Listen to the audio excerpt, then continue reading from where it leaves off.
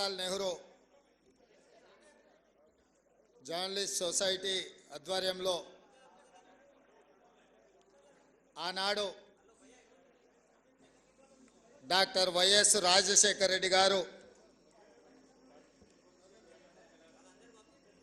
ఈ సమాజానికి పట్టిన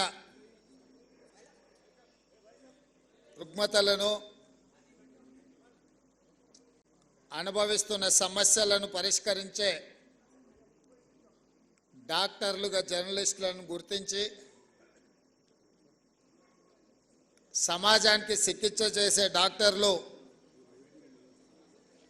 అనారోగ్యానికి నిర్లక్ష్యానికి గురైతే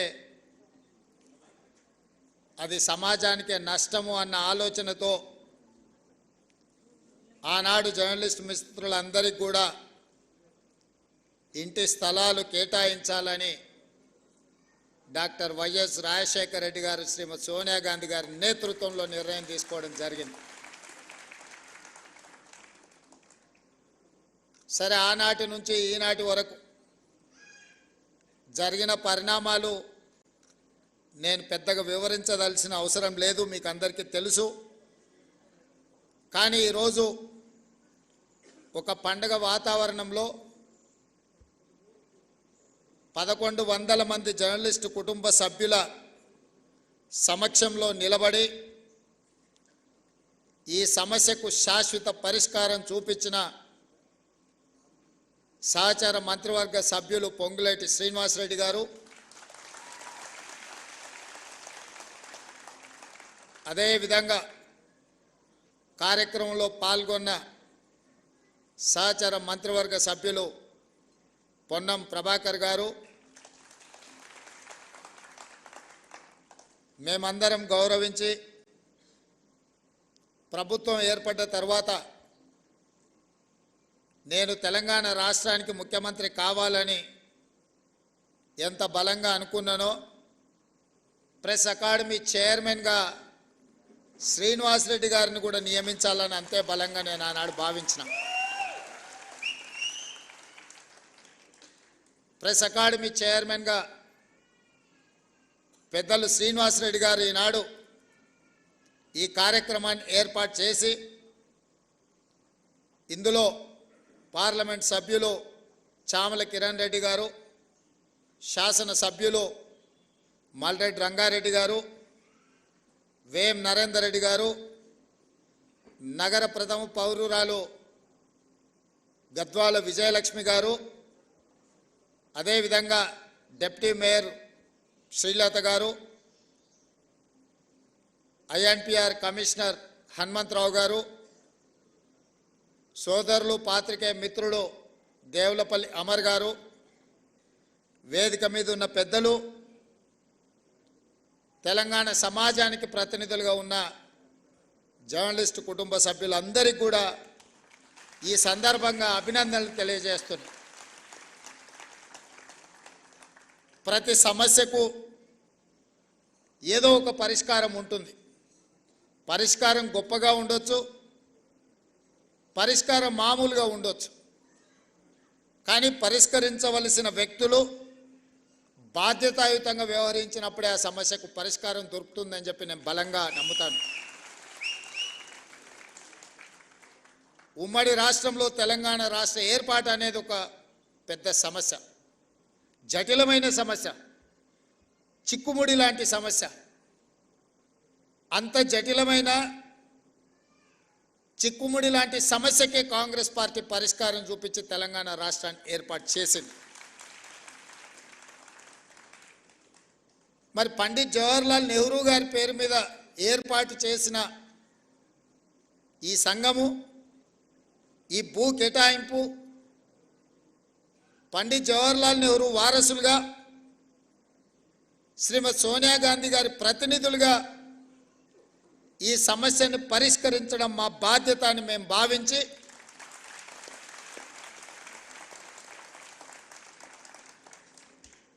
మా మిత్రుడు శ్రీనివాసరెడ్డి గారు 2 శాఖలు వారు కోరుకోలేదు. రెవెన్యూ శాఖ వారు కోరుకోలేదు, ఐఎండ్పిఆర్ శాఖ వారు కోరుకోలేదు.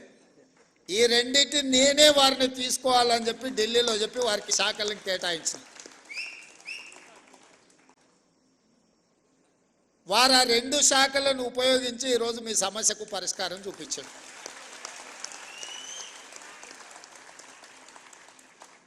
నా దగ్గరికి వంశీ, రవికాంత్ ఇతర మిత్రులు వచ్చి 2-3 సార్లు నన్ను అడిగితే నేను చెప్పిన, పైనుంచి ఆదేశాలు ఉండవు.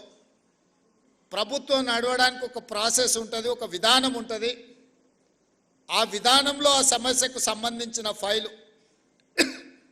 ఏ విధంగా ముఖ్యమంత్రి కార్యాలయానికి రావాలనో ఆ విధంగా ఫుల్ షేప్తోని ముఖ్యమంత్రి కార్యాలయానికి ఫైల్ వచ్చిన మరుక్షణం ఇక్కడ మీకు సంబంధించిన సమస్యకు పరిష్కారం దొరుకుతుందని వారికి చెప్పిన, ఆ విధంగా ఫైల్ని బిల్డప్ చేసి ముందుకు తీసుకురండి అని చీఫ్ సెక్రటరీ గారి నుంచి మంత్రి గారి వరకు సూచన చేసిన. ఈ ఫైల్ ప్రాసెస్లో మీకు తెలుసు, ఈ ప్రాసెస్లో అమలు చేసేటప్పుడు కొంత సమయం పడుతుంది. ఆ ప్రాసెస్లో జరిగిన డిలేనే కానీ నిర్ణయం తీసుకోవడానికి ఈ ప్రభుత్వానికి శశబిశలు లేవు. స్పష్టంగా ఫైల్ వచ్చిన మరుక్షణం, ఎందుకంటే ప్రాసెస్లో ఏదైనా తప్పిదం జరిగితే మళ్ళీ ఎవరైనా కోర్టుకు వెళ్ళిందంటే ఇప్పటికే 73 మంది ఈ నిజాన్ని చూడకముందే వారు కన్ను మూసారు. ఇంకా చాలామందికి ఇలాంటి నష్టం జరగకూడదు, మీ సమస్యకు శాశ్వత పరిష్కారం చూపించాలన్న ఆలోచనతోనే మా ప్రభుత్వం శాశ్వతమైన పరిష్కారాన్ని ఈరోజు మీకు అందరికీ చూపించడం జరిగింది. అదేవిధంగా కొన్ని అంశాలు నేనే ప్రస్తావిస్తాము, ఎందుకంటే మీ ముందు కొన్ని అంశాలను ప్రస్తావిస్తే నచ్చినా నచ్చకపోయినా వాటికి ఏమైనా పరిష్కారం దొరుకుతుందేమో అని నేను అనుకున్నా. కానీ పెద్దలు శ్రీనివాసరెడ్డి గారి అనుభవము మమ్మల్ని ఏమీ చెప్పకుండానే నియంత్రించడానికి వారే చాలా విషయాలు ప్రస్తావించి మీ ముందు పెట్టి, జర్నలిస్ట్ అంటే ఏ విధంగా ఉండాలి, ఏ విధంగా ఉంటే ఆ వృత్తి యొక్క గౌరవం పెరుగుతుందో పెద్దలు శ్రీనివాసరెడ్డి గారు మీకు వివరించడం జరిగింది. వారు ఏ అభిప్రాయం అయితే వెలిబుచ్చిందో నేను కొత్తగా చెప్పడానికి, కొత్తగా మీకు విజ్ఞప్తి చేయడానికి ఏమీ మిగల్లేదు. వారు ఏ అభిప్రాయం అయితే వెలిబుచ్చిందో మా జర్నలిస్టు మిత్రులకు నా సూచన, ఆ అభిప్రాయంతో మీరు ఏకీభవించి దీన్ని ప్రక్షాళన వైపు మనం అందరం వెళ్లాల్సిన అవసరం ఉన్నది. వృత్తిపరమైన గౌరవం ఎవరు పెంచరు, వృత్తిపరమైన గౌరవాన్ని మనకు మనమే పెంచుకోవాలి. రాజకీయ వృత్తిని సమాజం చాలా చిన్నచూపు చూసే పరిస్థితి వచ్చింది. ఎందుకంటే రాజకీయ నాయకులు, ప్రజాప్రతినిధులు వాళ్ళ అవసరానికి, వాళ్ళ స్వార్థానికి, లేకపోతే వాళ్ళు బంధుమిత్రుల కోసమే పనిచేస్తారని చెప్పి ఒక రకమైన చర్చ ప్రజలలో ఉంది. దాన్ని తగ్గించడానికి వీలైతే అట్లాంటి చర్చనే లేకుండా చెయ్యాలన్న ప్రయత్నంలో భాగంగానే చాలా విషయాలలో పారదర్శకంగా ప్రజాభిప్రాయం మేరకు పాత్రికేయ మిత్రుల యొక్క ఆలోచన విధానాలు కూడా తెలుసుకొని మా ప్రభుత్వం ఈరోజు పనిచేస్తుంది.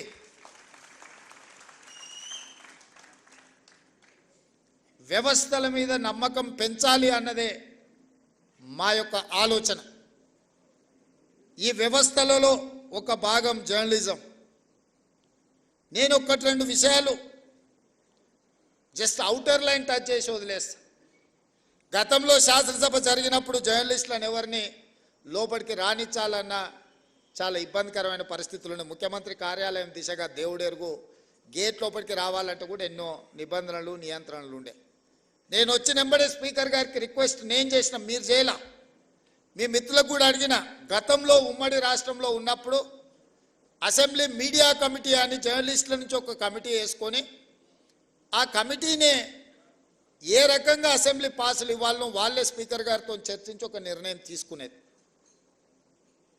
ఈ మధ్యలో మేము అనుమతిస్తే ఒకే పత్రికకు, ముఖ్యంగా పొలిటికల్ పార్టీ ఓన్డ్ మీడియా, రాజకీయ పార్టీలు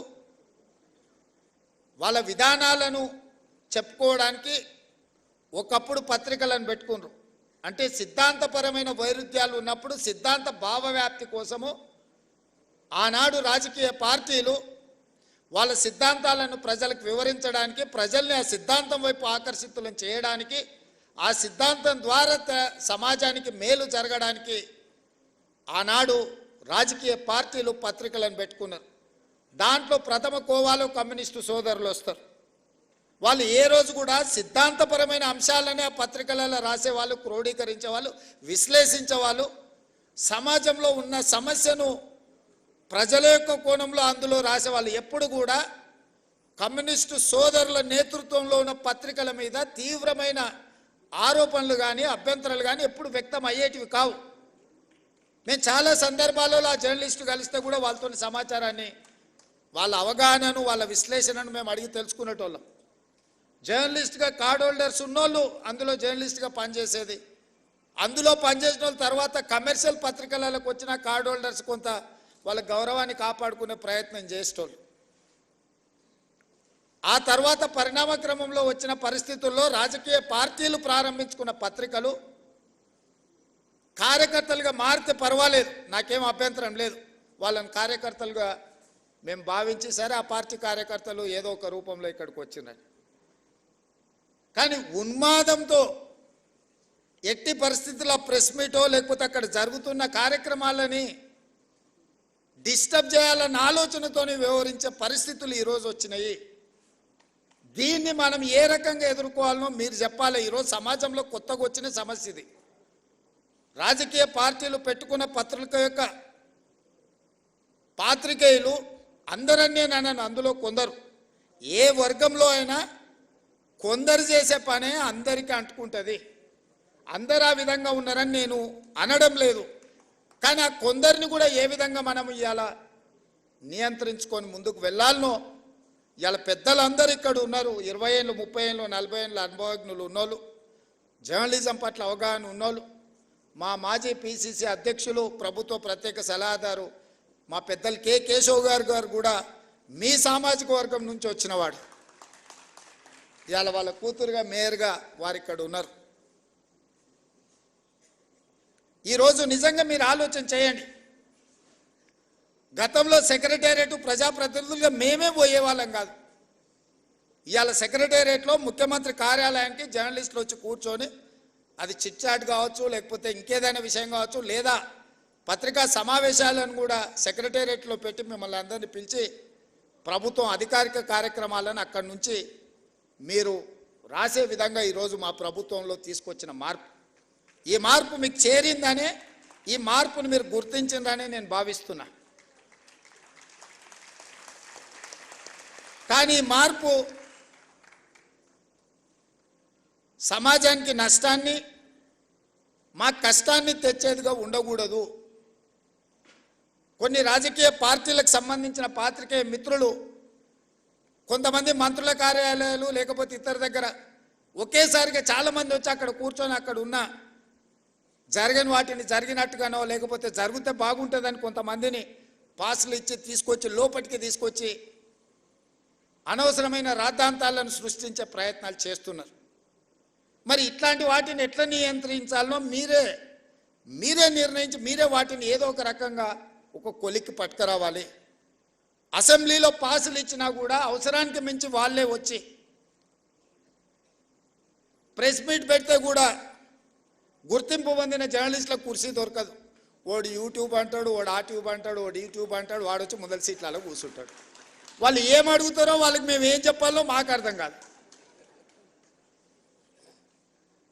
ఇది మాకే కాదు, మీకు కూడా. నాకు తెలిసి ఒకప్పుడు నేను చాలామంది జర్నలిస్ట్ మిత్రులు నాకు ఉన్నారు.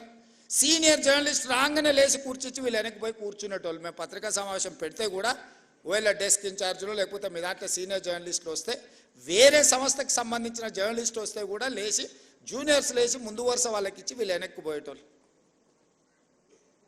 ఇప్పుడు విపరీతం ఎట్లయిపోయిందని అంటే అసలు కంటే కొసరోళ్ళది ఎక్కువైపోయింది. ఎవరిది ఏ ట్యూబో తెలుస్తలేదు మాకు. ఇక ఆ ట్యూబ్లో ఎక్కడికంటే అక్కడికి వెళ్ళిపోయి ఏది పడితే అది మాట్లాడితే అక్కడ ఉన్న ప్రజలు ఏమన్నా అంటే చూసిరా జర్నలిస్టుల మీద దాడి అని. జర్నలిస్ట్ అనే పదానికి డెఫినేషన్ ఏందో మీరు డిసైడ్ చేయండి. మేము ఎవరిని జర్నలిస్ట్గా చూడాలో మీరు చెప్పండి. ఎవడు దోస్తే వాడు ట్యూబ్ పెట్టుకొని ఆ ట్యూబ్లో పెట్టుకొని వాడు మెడలో పట్టేసుకొని మెడలో ఇది కట్టుకొని వాడు నేను ట్యూబ్కో జర్నలిస్ట్ అని బయలుదేరితే వాళ్ళు వివరించే విధానాన్ని బట్టి ప్రజలు వివరిస్తారు. ఏది పడుతుంది మధ్యలోనే అడ్డం దొడ్డం మాట్లాడి ఏదైనా ఏమన్నా అంటే చూసారా జర్నలిస్టుల మీద. సో ఈ విధానానికి ఎక్కడో ఒక దగ్గర పులి స్టాప్ పెట్టాలి. దీన్ని ఆలోచన చేయాల్సింది మీరే. ఎందుకంటే ఇంతకంటే పెద్ద సందర్భం నాకు దొరకదు మీకు ప్రభుత్వం వైపు నుంచి కానీ ప్రజాప్రతినిధిగా మేము ఎదుర్కొంటున్న సమస్యల్ని మీ దృష్టికి తీసుకురావడానికి ఇంతకంటే మంచి అకేషన్ ఏమి ఉండదని నేను భావిస్తున్నా. అక్రిడేషన్ కార్డుల గురించి పెద్దలు శ్రీనివాసరెడ్డి గారు చెప్పారు. ఇద్దరు శ్రీనివాసరెడ్డి స్క్వేర్ ఈరోజు మీ సమస్యల్ని మీ ముందర పెట్టారు. నిజమైన జర్నలిస్టును ఒక్కరిని కూడా అగౌరవపరచాలన్న ఆలోచన కానీ, వాళ్ళకి అక్రిడేషన్ కార్డులు కానీ, ఆరోగ్య భద్రత కార్డు కానీ, ఇంటి పట్టాల విషయంలో కానీ మీకు ఎలాంటి నష్టం జరగకుండా చూసే బాధ్యత ఈ ప్రభుత్వం అని చెప్పి నేను మీకు మాట ఇస్తున్నా. కానీ ఎట్ ద సేమ్ టైం ఈ ప్రభుత్వం ఎదుర్కొంటున్న అనవసరమైన రాద్ధాంతాలను నియంత్రించాల్సిన బాధ్యత మీ మీద ఉన్నది. మీరు డిఫైన్ చేయండి ఎవరిని జర్నలిస్ట్గా మేము గుర్తించాలి, ఆ జర్నలిస్ట్కి ఉన్న ఎథికల్ లైన్ ఏంది, ఏ హద్దు దాటకుండా జర్నలిస్టు ఉండాలి, ఆ జర్నలిస్టు హద్దు దాటి వివరించినప్పుడు ఎదురుగున్నోడు క్షణికావేశానికి లోనైనప్పుడు జరిగే పరిస్థితులు ఎట్లా ఉంటాయి, వీటన్నిటిని కూడా మనము ఆలోచన చేసి ఒక పరిష్కారం చూపించుకోవాల్సిన బాధ్యత మన మీద ఉన్నది. నేను ఇంకొక మాట కూడా చెప్పదలుచుకున్నా. ఈరోజు సిద్ధాంతాలు రాసుకోవాల్సిన పత్రికలు ఇష్టారాజ్యంగా అసలు ఏ భాష వాడాలనో జర్నలిస్టులకు కూడా కొన్ని నిబంధనలు ఉన్నాయి కదా. అసెంబ్లీలో మేము ఏదైనా మాట్లాడితే రికార్డుల నుంచి తొలగించడమనో, లేకపోతే ఈ భాషకు పద్ధతి లేదనో మనం పార్లమెంటరీ వ్యవస్థలో మనం అనుకుంటున్నాం కదా. మరి పత్రికలకు జర్నలిస్టులకు ఏ భాష రాయాలా, ఎలాంటి భాష వాడాలి, ఏ పదప్రయోగం, హోదాని బట్టి రేవంత్ రెడ్డి మీకు నచ్చకపోవచ్చు యాజ్ ఎ ఇండివిజువల్, కానీ Revanth Reddy is Telangana chief minister. Telangana chief minister అనేది ఒక గౌరవప్రదమైన హోదా, ఒక జర్నలిస్ట్ అనేది ఒక గౌరవప్రదమైన హోదా. వ్యక్తితో నీకు నచ్చవచ్చు నచ్చకపోవచ్చు, ఆ హోదా మనమందరు ప్రజలందరూ కలిసి ఇస్తే వచ్చిన హోదా. ఆ హోదాని గౌరవించాల్సిన బాధ్యత ఆ పత్రికలకు కానీ, ఆ పత్రిక యజమానుల ముసుగుల్లో ఉన్న రాజకీయ పార్టీ నాయకులకు కానీ ఉండదా? వాళ్ళకి లేనప్పుడు మేమెందుకు పాటించాలా అనేది నా ప్రశ్న. వాళ్ళు ఆ బాధ్యతను మరిచి అసభ్యంగా వ్యవహరించి అసందర్భమైన అంశాలను ప్రస్తావిస్తే న్యాచురల్గా రియాక్షన్ ఉంటుంది. ఆ రియాక్షన్ని మొత్తం జర్నలిస్టులకు మీరు ఆపాదించుకోకండి. దయచేసి వేదిక మీద నుంచి మీడియా మిత్రులకు నా విజ్ఞప్తి ఒక్కటే, ప్రజల కోసం ప్రజల మధ్యలో ఉండి ప్రజా సమస్యల్ని వెలికితీసే జర్నలిస్టులు ఒక వర్గం అయితే, కేవలం రాజకీయ పార్టీ యజమానిని రక్షించడానికి, ఆ యజమానికి మొత్తం వ్యవస్థను అప్పచెప్పడానికి ప్రయత్నం చేస్తున్న వాళ్ళు ఇంకొక కోవా. ఈ రెండింటిని మీరు విడదీయండి. ఈ రెండింటిని కలగాపులగం చేయడం ద్వారా నిజమైన జర్నలిస్టుకు నష్టం జరుగుద్ది. ఆ నష్టం జరగకుండా ఉండడానికి అవసరమైన ప్రణాళికలు మీరు సిద్ధం చేయండి అని చెప్పి నా వైపు నుంచి విజ్ఞప్తి. అసెంబ్లీలోకైనా లేకపోతే సెక్రటేరియట్లోకైనా ప్రభుత్వ కార్యాలయాలకైనా మిమ్మల్ని అనుమతించడానికి ఎలాంటి అభ్యంతరం లేదు. దానికి సరైన కార్డు తీసుకోండి, సరైన విధానాన్ని తీసుకొని రండి. నేను మా మంత్రి గారికి సూచన చేస్తున్నా. నెక్స్ట్ స్టెప్ అదే. సెక్రటేరియట్కి ఎవరు రావాలి, ఎవరికి పాసులు ఇవ్వాలి, ఏ పత్రిక సర్క్యులేషన్ బట్టి ఎంతమందికి పాసులు ఇవ్వాలి. మీరు నిబంధన పెట్టుకోకపోతే పేపర్ మీద ఉండే పత్రికోడు కూడా 10 మాకు పాసులు కావాలంటారు, ఒత్తిడి తీసుకొస్తున్నారు. ప్రజలలో ఉండే పత్రికలకు పేపర్ మీద ఉండే పత్రికలకు ఉన్న తేడాను కూడా మీరే డిఫైన్ చేసుకోండి. అసెంబ్లీకి కూడా ఎంత సీనియర్ వాళ్ళు. పార్లమెంట్లో నేను అప్పుడు ఎంపీని కాదు, కానీ ఎమ్మెల్సీగా ఎమ్మెల్యేగా పార్లమెంట్కి పోయినప్పుడు సీనియర్ జర్నలిస్టులు మన తెలుగు వాళ్ళు కూడా సెంట్రల్ హాల్కి వచ్చేది. సెంట్రల్ హాల్లో ఎమ్మెల్యేలు కూడా అనుమతి తీసుకోవాలంటే సపరేట్ పాస్ తీసుకొని పోవాల్సి వచ్చేది. ఎంపీలు ఎక్స్ఎంపీలు వాళ్ళకి మాత్రమే సెంట్రల్ మినిస్టర్స్కి అనుమతి ఉండే, స్టేట్ మినిస్టర్స్ కూడా పాస్ తీసుకొని పోవాలి. కానీ జర్నలిస్టులకు పర్మనెంట్ పాస్ ఉండేది సెంట్రల్ హాల్లో. నేను ఒకసారి అనుకున్న, ఒక జర్నలిస్ట్కు పాస్ ఇచ్చిన మాకెందుకు ఇయ్యారా అని. అంటే వాళ్ళు 20-25 ఇయర్స్ వాళ్ళు ఈ ప్రొఫెషన్లో ఉండరు, వాళ్ళు దీన్ని అగౌరవపరచరు, వాళ్ళు ఒక గౌరవప్రదంగా దీన్ని కాపాడతారు కాబట్టి వాళ్ళకి సెంట్రల్ హాల్కి అనుమతి ఇచ్చిందని ఆ రోజు చెప్పారు. అంటే జర్నలిస్టులకు పార్లమెంటరీ పార్టీ వ్యవస్థలో ఎంత ప్రాధాన్యత ఉండే దీన్ని బట్టి మీరు అర్థం చేసుకోండి. ఇవాళ అసెంబ్లీలో కానీ సెక్రటేరియట్లో కానీ ముఖ్యమంత్రి కార్యాలయంలో కూడా మిమ్మల్ని నియంత్రించాల్సిన అవసరం లేదు. మీరు ఆ సీనియారిటీని, ఆ ఎక్స్పీరియన్స్ను, ఆ పత్రికకు ఉన్న ప్రాధాన్యతను మీరు డిఫైన్ చేసుకోండి. చేసుకున్నప్పుడు మీరు వాకిన్ ముఖ్యమంత్రిని కలవడానికైనా, వాకిన్ ఎనీ అదర్ మినిస్టర్ని కలవడానికైనా అనుమతించడానికి మాకు ఎలాంటి అభ్యంతరం లేదు. On record, of the record అనుకున్నప్పుడు మనం కొన్నిసార్లు కొన్ని పాత్రికా మిత్రులతో జనరల్ చిట్ చాట్ చేస్తాం. వాళ్ళు కొన్ని అవి ప్రస్తావించరు, అంటే డిఫర్ అయినా కూడా ప్రస్తావించరు. మనం ఆఫ్ ద రికార్డ్ అని ఏదైనా వాళ్ళతో షేర్ చేసుకుంటే జస్ట్ పరిస్థితులు మనం చర్చించుకున్నాం. నిజంగా ఆ జర్నలిస్టు ఒకవేళ ఇక్కడి నుంచి ఇంకొక దగ్గరికి మారినా పాతకాలం వాళ్ళు దాన్ని ఆ లైన్ పెట్టుకునేటోళ్ళు, ఆ థిన్ లైన్తోని వ్యవహారం చేసేవాళ్ళు. ఇప్పుడు అట్లా లేకుండా పోయింది. అనకున్నా అన్నరాను, లేకపోతే ఏదైనా జనరల్ చిట్ చాట్కి వస్తే నాకు ఒక బ్యాడ్ ఎక్స్పీరియన్స్ ఉంది. జనరల్ చిట్ చాట్ ఎప్పుడో గాంధీ భవన్లో వేస్తే ఎవరో జర్నలిస్టులే ఉన్నారు అందరు, మరి అది రికార్డ్ చేసుకొని బయటికి పోయారు అనెతికల్గా. మనం ఊరికే కూర్చున్నప్పుడు యథాలాపంగా మాట్లాడుతుంటాం మనం, అంటే భాషలో కానీ లేకపోతే భావంలో కానీ పెద్ద అటెన్షన్ రాజేమో, అంతా మనమే ఫ్రెండ్స్ లాగా ఏదో నవ్వుకో. అది రికార్డ్ చేసుకెళ్ళి ఇవ్వడం అనేది అదేమన్నా భావ్యమా? దాంతోనే మీ ఎవరితోనైనా ఏమైనా మాట్లాడాలంటే ఉన్నంతసేపు జాగ్రత్తగా ఉండాల్సిన పరిస్థితి అట్లాంటి దాంట్లో వచ్చింది. మాకేం వేరే మిమ్మల్ని ఏదో దూరం పెట్టాలనో మీతో మాట్లాడొద్దని కాదు. ఎవరిని అకౌంటబుల్ ఫిక్స్ చేస్తాం నాకు తెలిసి ఎవరో కూడా, కానీ వాళ్ళని అన్నం అనుకో అది ఇంకొక చర్చకు దారితీస్తుంది. సో ఇట్లాంటివి అన్నిటిలో కూడా ఈరోజు సీనియర్స్ అందరు ఉన్నారు, సీనియర్స్ సిన్సియర్స్ కావాల్సిన వాళ్ళు అందరు ఉన్నారు. మీరు ఒక లైన్ పెట్టుకోండి. మీ ఆరోగ్య భద్రత కార్డు, మన ఢిల్లీ పోయినప్పుడు ఢిల్లీ హాస్పిటల్స్లో మేమేమో కార్డు అక్కడ ఉంది, మేమేమో ఢిల్లీలో ఉన్నాం, మాకు ఢిల్లీలో ఏదన్నా హెల్త్ ఇష్యూ వస్తే హాస్పిటల్కి పోలేకపోతున్నాం అన్నారు. ఇమ్మీడియట్గా రెసిడెంట్ కమిషనర్ పిలిచి ఢిల్లీ హాస్పిటల్లో కూడా వాళ్ళకి ఏం కావాలనో చేయండి, ఒకవేళ అక్కడ కాకపోతే సీఎం రిలీఫ్ ఫండ్ కానీ ఏం కావాలంటే వాళ్ళకి చేయాలని చెప్పేసి వచ్చింది. ఎందుకంటే మీ మేనేజ్మెంట్ ఇక్కడ ఉంది, మీ మేనేజ్మెంట్ తరఫున వాళ్ళు ఢిల్లీలో పనిచేస్తున్నారు. ఢిల్లీలో చిన్న చిన్న ఆరోగ్య సమస్యలు వస్తే హైదరాబాద్కి వచ్చి ట్రీట్మెంట్ చేయించుకుంటే అంతకంటే ఎక్కువ ఖర్చు అవుతుంది.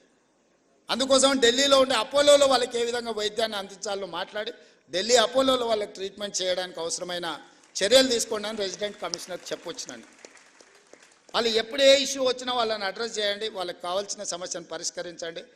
తెలంగాణ భవన్కి వస్తే వాళ్ళకి కూర్చోవడానికి కానీ మంచి చెడ్డకు ఒక మంచి ప్రాపర్ వాళ్ళకి ఇది ఇవ్వండి అని చెప్పి రెసిడెంట్ కమిషనర్ చెప్పొచ్చు.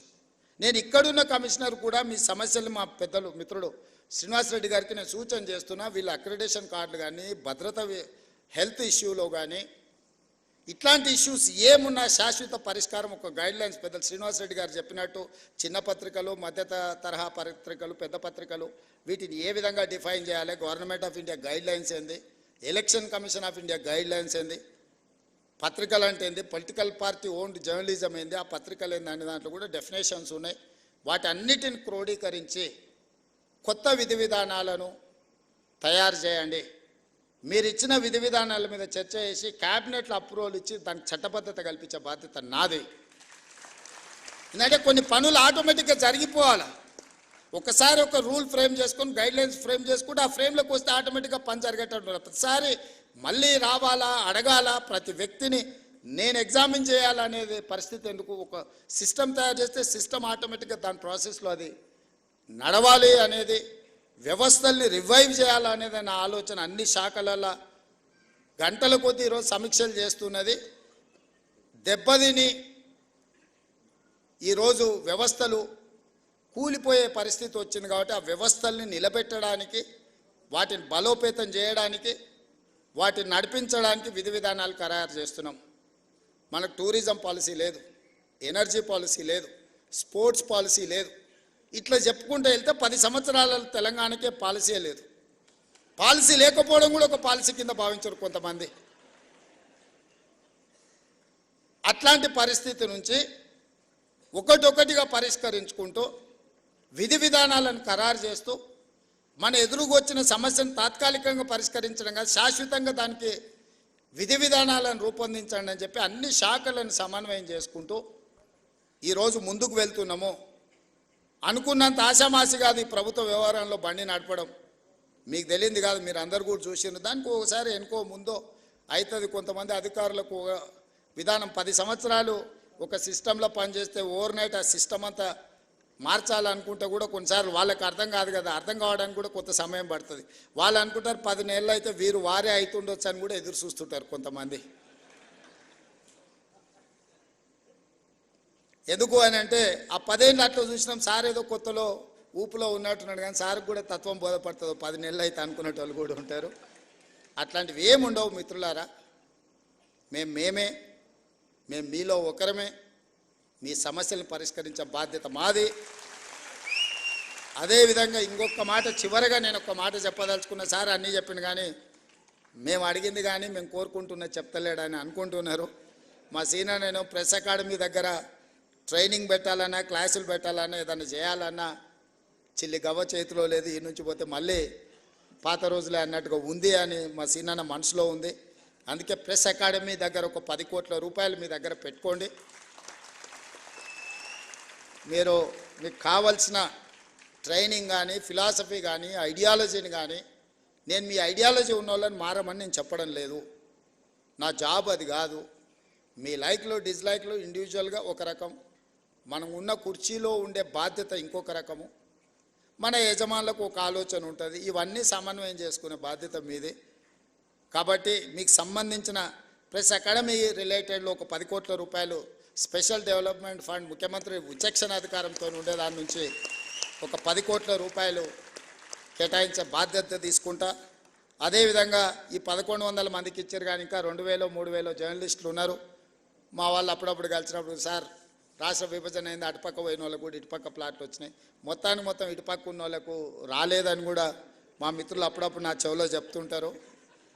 బంజారా హిల్స్ వచ్చినప్పుడు బంజారా హిల్స్లో మీరు భాగస్వాములు అయినరు, జూబ్లీ హిల్స్ వచ్చినప్పుడు జూబ్లీ హిల్స్లో మీరు భాగస్వాములు అయినరు, గచ్చిబౌలి వచ్చినప్పుడు గచ్చిబౌలిలో మీరు భాగస్వాములు అయినరు, చివరికి ఆ కొంపల్లి వస్తే కొంపల్లి దగ్గర పేట్ బషీరాబాద్లో మీరు భాగస్వాములు అయినరు.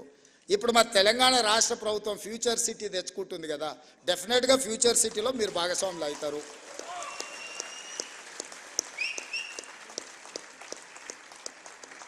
ఎవరైతే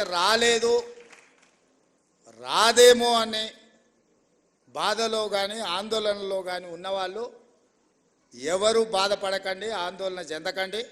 అర్హులైన వాళ్ళందరినీ కూడా ఫ్యూచర్ సిటీలో భాగస్వాములను చేసే బాధ్యత నాది. మరి ఇప్పుడు ఆ ఫ్యూచర్ సిటీ మీద అయినప్పుడు దాని నిర్మాణానికి కావాల్సిన నిర్మాణ కార్యక్రమాలు అన్నీ కూడా అది నిర్మించడానికి అవసరమైన కార్యక్రమాన్ని ప్రొఫెషనల్ స్కీమ్స్ కూడా మీరే తీసుకెళ్ళాలి. ఎందుకంటే అది ఎంత ప్రమోట్ అయితే మీకు కూడా ఎంతో కొంత అందులో స్టేక్ హోల్డర్స్ అవుతారు. ఇప్పుడు ఇంతకుముందే మా సీనియర్ అన్నాడు, లక్షాధికారులు కాదు ఇప్పుడు ఇచ్చేది కోటీశ్వరులను చేసిందని. రేపు పొద్దుగాల అక్కడ కూడా మీరు కోటీశ్వరులు కావాలంటే ఆ ప్రాంతం కూడా అభివృద్ధి చెందాలి. 4th సిటీ చాలాసార్లు చెప్పినా మళ్ళొకసారి చెప్పదలుచుకున్నాం, ఎందుకంటే పదే చెప్పడం ద్వారా అయినా ప్రజలకు చేరుతుందని. కులీ కుతుబ్ షాహీలు నిజాం హైదరాబాద్ నగరాన్ని నిర్మించింది, అది మొదటి నగరం. నిజాం అండ్ బ్రిటిషర్స్ కలిసి సికింద్రాబాద్ నగరాన్ని నిర్మించిన అది 2వ నగరం. చంద్రబాబు నాయుడు రాజశేఖర్ రెడ్డి కలిసి సైబరాబాద్ నిర్మించిన అది 3వ నగరం. ఇప్పుడు మనందరం కలిసి 4వ నగరం 4th city, that is called future city, అది మనందరం కలిసి నిర్మిద్దాం. మీరందరూ భాగస్వాములు అందులో. మీ అందరి తరఫున ప్రతినిధిగా నేను పనిచేస్తా. మనకు 4వ నగరం అవసరం ఉంది. భవిష్యత్ అవసరాలను దృష్టిలో పెట్టుకుని ఆ ఫ్యూచర్ సిటీలో అన్నీ ఉండే విధంగా, అన్నిట్లలో 4th ఎస్టేట్ అయిన జర్నలిస్టు లేకపోతే అది ఇన్కంప్లీట్ అవుతుంది. డెఫినెట్గా మిమ్మల్ని అందరిని కూడా అక్కడికి తీసుకెళ్లే బాధ్యత నాది. దాన్ని అద్భుతమైన నగరానికి ప్రపంచంలోనే పోటీ పడే నగరంగా తీర్చిదిద్దాల్సిన బాధ్యత మీది. మనం అందరం అనుకుంటే 4th సిటీని ఫ్యూచర్ సిటీని నిర్మించుకోవడం పెద్ద విషయం కాదు. 100% దాన్ని అద్భుతమైన నగరంగా నిర్మించుకుందాం. ఆ అద్భుతమైన నగరంలో మనం అందరం భాగస్వాములం అవుదాం. ఎవరెవరైతే రాని వాళ్ళు లేకపోతే మిగతా ఇష్యూస్ ఉన్నాయో, మా పొన్నం ప్రభాకర్ గారు పక్క నుంచి చిట్టి పంపిస్తున్నాడు. రూరల్లో ఉన్న వాళ్ళకి, మండల స్థాయిలో ఉన్న వాళ్ళకు కూడా, డిస్టిక్ లెవెల్లో ఉన్న వాళ్ళకు కూడా చేయాలి అని తప్పకుండా వాళ్ళకు కూడా చాలా వరకు ఇచ్చిండ్రు. ఇంకా ఇయ్యని వాళ్ళు ఏదైనా ఉంటే కూడా జిల్లాల నుంచి కూడా సమాచారం తెప్పించుకుంటాం. వాళ్ళందరినీ కూడా గౌరవప్రదంగా మీ వృత్తిలో మేము జర్నలిస్ట్ అని మీరు గౌరవంగా చెప్పుకునే విధంగా మీ అవసరాలను మీ సమస్యల్ని పరిష్కరించడానికి ఈ ప్రభుత్వం పనిచేస్తుంది. చివరగా నా విజ్ఞప్తి ఒక్కటే, రాజకీయ నాయకులు పాత్రికేయ మిత్రులు ఒకరినొకరిని గౌరవించుకున్నప్పుడు ఈ సమాజం మనల్ని గౌరవిస్తుంది. మేము మిమ్మల్ని కించపరిచినా మీరు మమ్మల్ని కించపరిచినట్టు రాతలు రాసిన ఇది ఇరుపక్షాలకు నష్టము. మా వృత్తి ధర్మాన్ని మేము నెరవేరుస్తాం, మీ వృత్తి ధర్మాన్ని మీరు నెరవేర్చండి.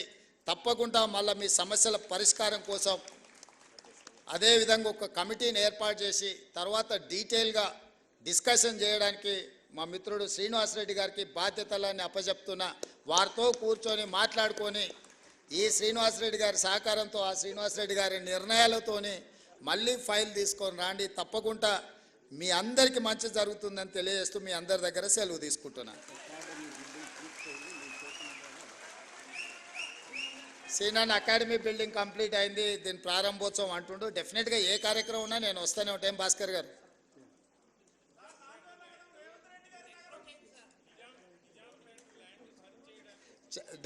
డెఫినెట్గా వంశీ చెప్పింది నాకు గుర్తుంది.